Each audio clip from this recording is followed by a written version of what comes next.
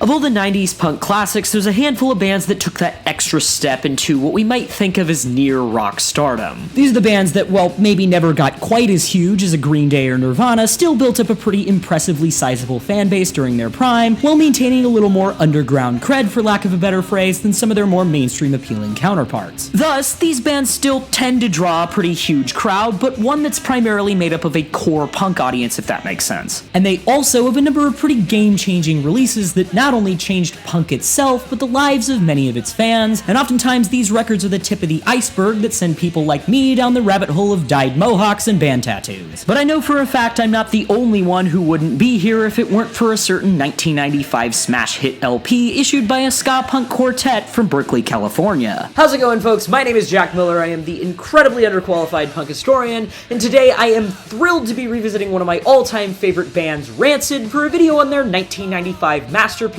and Out Come the Wolves. But before we dive in, if you are interested in seeing videos about punk rock, then may I humbly ask that you please subscribe to my channel here.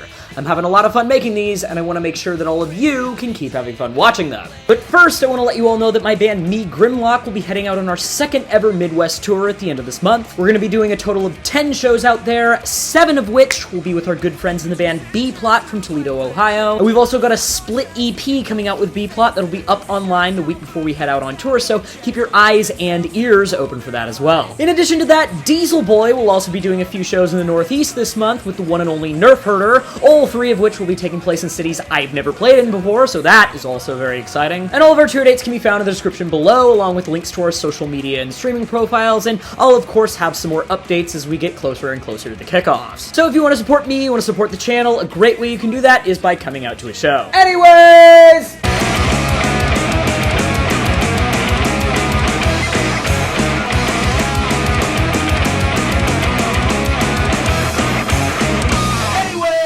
Now, this was definitely not Rancid's first time to the rodeo, and in fact, they had already become quite the band by the time they started working on this album. Jumping back into the scene hot on the heels of founders Tim Armstrong and Matt Freeman's previous legendary endeavor Operation Ivy, and cranking out 2 full-length albums with the one and only Epitaph Records before the 90s were even halfway over. And all these shenanigans landed them on some pretty big events and shows as they closely followed behind Green Day and The Offspring for the hottest new punk band in the game slot. And if you want the full story on that, I've already got you covered with this little video right here. So like I said, I wanted to take a closer look at how exactly halfway through the decade they decided to play a little game of how many future local band cover songs can we cram into one record. The answer for most people would probably be between 5 to 10, but could be as many as 21 if your bass player is brave enough. So the Rancid guys all got together for some recording sessions at Fantasy Studios in Berkeley, California, with the man himself, Jerry Finn, in February of 1995. A studio that, if you didn't know, would also be the birthplace of Rancid's previous full-length album, Let's Go. But this time around, they decided one studio wasn't going to be enough, and later on in the year also popped into the legendary Electric Lady in New York City, a studio built by Seattle, Washington's own guitar and songwriting brainchild Jimi Hendrix. And even though there were only 2 stops on Rancid's 1995 recording tour, the sessions spanned all the way out into May. But I think we can all agree this was an album very much worth the wait, as the band emerged in August of 1995 with a 19-track LP and caught the world in the eye of the circle pit for a good 30 years and counting. Its album artwork would pay tribute to punk classics Minor Threat's debut 7-inch with a photocopied picture of guitarist Lars Fredriksson posing just like Alec Mackay did back in 1981. The record would take its name, however, from a poem and author and musician Jim Carroll's 1978 memoir The Basketball Diaries, as the band felt And Out Come the Wolves was a perfect commentary on the many major labels they had breathing down their necks at the time. And just because they care, Rancid also left us a couple additional tunes that later made their appearance on the B-side comp from 2004 and the 2015 remaster of Wolves. And these songs went by the names Blast 'Em and That's Entertainment, the latter of which is not a cover of The Jam despite the name. And Now Come the Wolves would land Rancid everywhere from mainstream alternative radio to MTV to SNL of all places. Not to mention their now classic trilogy of music videos shot to accompany the hit singles Ruby Soho, Time Bomb, and Roots Radicals would be played to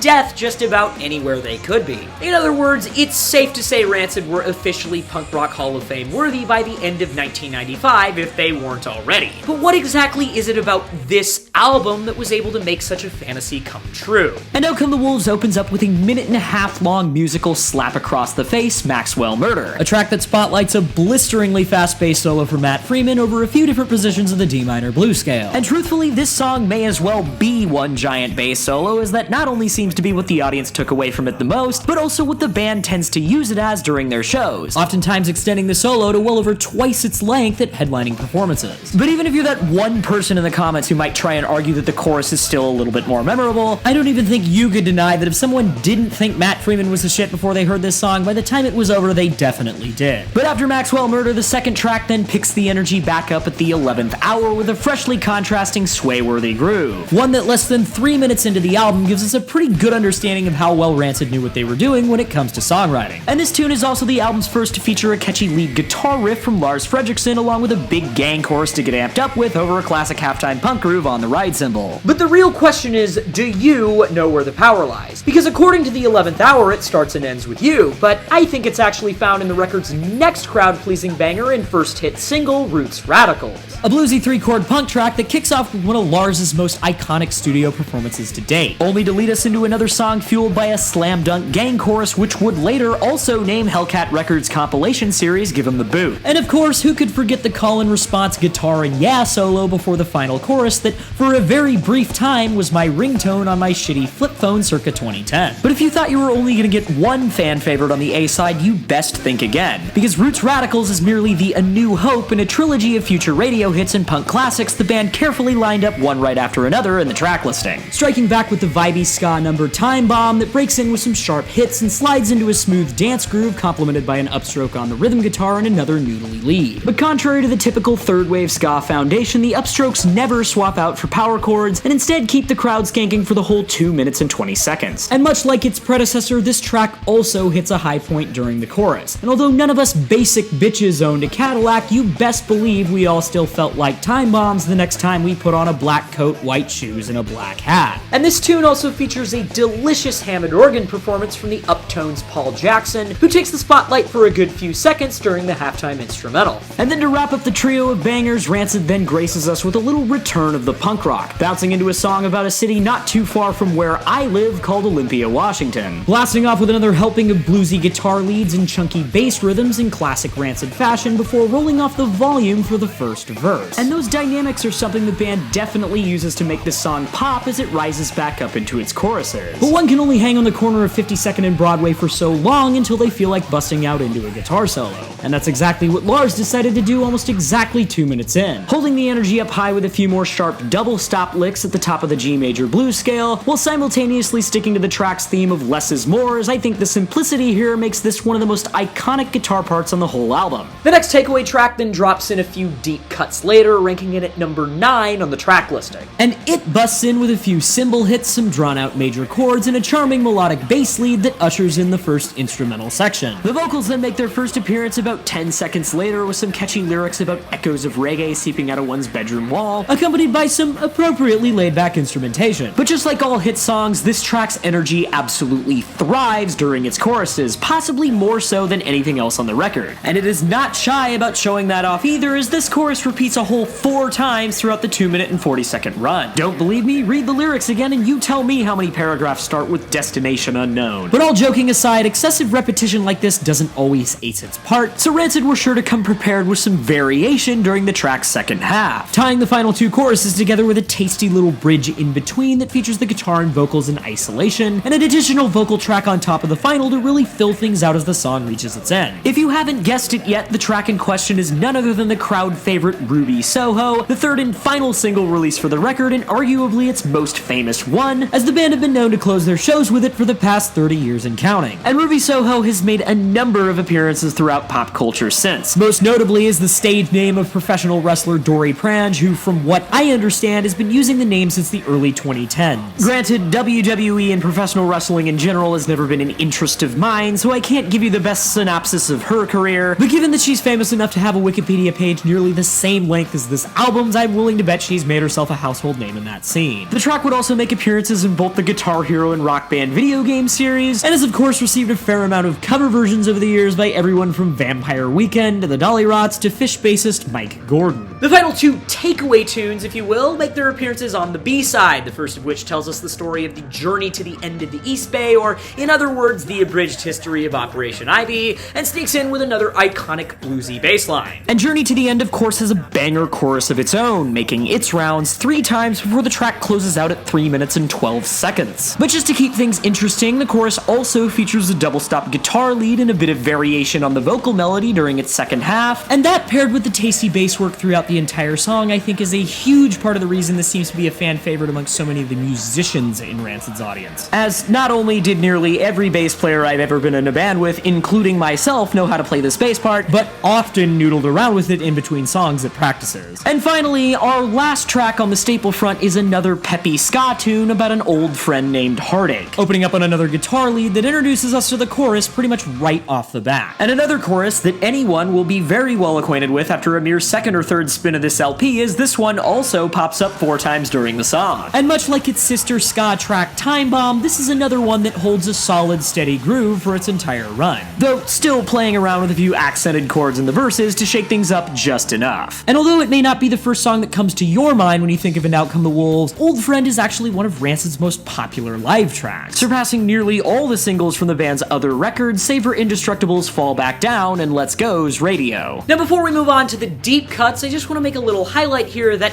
within this album there is an album of some of the most popular songs in Rancid's catalog to this day. Matter of fact, if you were to take a look at most Rancid set lists since An Out Come the Wolves drop, you'll find that these songs make up a pretty good chunk of the set more often than not, and sometimes even over half. And although most of us diehard fans have likely dug a lot deeper into their catalog and probably gravitate towards their lesser known material these days, my favorite release being the self-titled record from 2000, or 5 as the fanbase tends to call it, chances are if you made it that far into being a Rancid fan, not only were these songs probably what pulled you in the first place, but you've probably also heard them hundreds and hundreds of times. And thus, when you revisit them now, it maybe feels a little more like visiting an old friend you've had since you were a small child, rather than that discovering fire sensation you experienced the first time. And as the repetition only continues as you get older, it probably gets a little bit easier to lose sight of just how intense that first experience was. But as this album, and especially these takeaway tracks, have only continued to recreate that same experience for so many people for nearly 30 years at this point, I think it's fairly earned its place as Rancid's flagship album. But even with an LP's worth of hits, like I said before, this album has plenty of deep cuts to go around as well. And these 8 underrated tunes fill the track listing out to a whopping 19 songs and near 50 minutes in runtime. However, when it comes to deep cuts, music fans have a way of picking favorites, and I'm certainly not going to sit here and pretend that I'm exempt from that. So instead of glossing over the details of every single one, I'm going to highlight my top 3 to round off the video. But if I do happen to skip over any of yours, feel free to leave a comment below on which ones those are and why. My first pick of Wolves' deeper cuts is the bluesy anthem listed MIA, a tune that breaks in the door with a snarly double-stop guitar solo and a punchy first verse from our boy Lars Fredriksson, keeping a steady 4-on-the-floor groove in an almost Californian Ramones fashion throughout a similarly repetitive song structure. And despite its lyrics striking a clear tone of frustration, the instrumental and vocal delivery complement them with a much more hopeful one, resulting in what I guess you might call a get through the hard times kind of song. And wherever it may be that you plan on never coming back to again, well, listed MIA will certainly make you feel like you don't have to. And this is a track that also features a little more lead playing from Lars than usual, and although I think Matt Freeman is probably the most technical player in Rancid, I don't think Lars gets enough credit for his playing, which I at least think has left a much bigger mark on punk than a lot of people realize. The lead section is also followed by a banger instrumental bridge before the final verse, and one that complements the energy of the guitar solo perfectly as we glide back down into the palm mutes and closed hi-hats of the verses. For my next pick, we have another ripper from Lars, and one that I can't tell you if he wrote about his new girlfriend or his new car, but either way, the lyrics in She's Automatic are loaded with positivity and a guaranteed pick-me-up on just about any occasion. And this is also a tune that wastes no time snapping right into the first verse and manages to keep the listener on the edge of their seat the whole time, despite its verses and choruses being written around mere 3- and 2-chord progressions, respectively. But although much of this is, like I said, due to the fiery vocal performance, this is also a track loaded with that signature bluesy bass riffing from Matt Freeman. And despite the simple backdrop progressions, he proceeds to show us just how much the bass can do with as few root notes as possible. And so much so that in the 15 years since I first heard this song, I never even even noticed the chorus had only 2 chords in it until I picked apart the details to write this video. And last but certainly not least, my final and probably favorite pick of this record's deep cuts opens with some drawn-out chords and another striking vocal delivery from Lars as he begins the story of Little Sammy and the War's End, in an opening verse that makes this a pretty unique track in the context of this record. And although slow starts have never been something Rancid is particularly well known for, they still managed to execute the writing technique perfectly. In typical Rancid fashion though, the War's End then proceeds to drive things home with a banger chorus and second verse over a slappy drum groove and a couple sharp major chord progressions after the slow beginning has run its course. And this may very well be my favorite track on the entire album, partially of course because of the unique writing and also because of the odd specific appearances it's made at different points in my life. And I can confirm from experience that The War's End has gotten me pumped on every occasion, from a cold, miserable winter morning before 7th grade and a wild Las Vegas night at punk rock bowling. Rancid also like to play this one on special occasions like the one I just mentioned, and usually Lars will just cruise through the whole thing on his own to give the folks in the pit a bit of a breather. And although this is certainly still a good time, and absolutely was when I saw him do it at punk rock bowling back in 2023, I've always wondered why they never bring out the full band version for a change. All of this being said though, I'm certainly not gonna deny that I have some exceptionally bright rose-colored glasses for all 3 of these tracks, and The War's End in particular, and I think that's got a lot to do with why they're my favorite deep cuts, because after revisiting this record a good number of times over to write this video, I'd say all of them are certainly solid picks. Before I sign off though, if you've made it this far into the video, I'm willing to assume you're probably a bigger than average Rancid fan. And if you're the type of bigger than average Rancid fan that likes bands made up of other bigger than average Rancid fans, then do yourself a solid and check out Seattle, Washington's Big Time and the California Bay Area's Hemmed Up. Well, I think that about does it for our little rundown here on And Out Come the Wolves. I've of course had a blast revisiting a record so near and dear to my heart,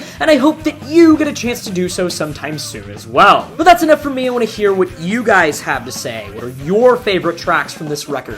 When and where was the first time you heard it? Was it one of those instant mind blowers for you, or a little more of a slow burn? Let me know in the comments. Thanks a lot for watching. I'll see you next time.